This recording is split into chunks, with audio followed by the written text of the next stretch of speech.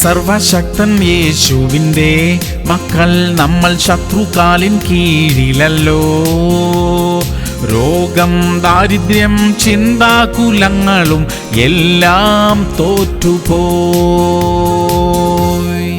മർക്കോസ് 13:13. എന്റെ നാമം നിമിത്തം എല്ലാവരും നിങ്ങളെ പകയ്ക്കും, എന്നാൽ അവസാനത്തോളം സഹിച്ചു നിൽക്കുന്നവൻ രക്ഷിക്കപ്പെടും. പ്രിയമുള്ളവരെ, തിരുവചനം പൂർണ്ണമായി അനുസരിച്ച് ജീവിക്കാൻ ശ്രമിക്കുമ്പോൾ അതിനെതിരെ വിരോധമുണ്ടാകും. എന്നാൽ കർത്താവ് നമ്മോട് കൂടെയുണ്ട്.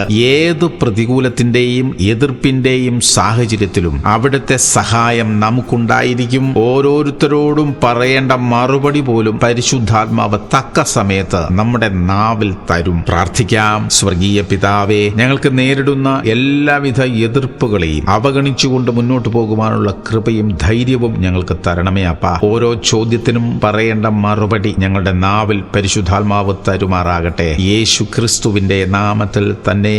ആമേൻ, ആമേൻ, ആമേൻ.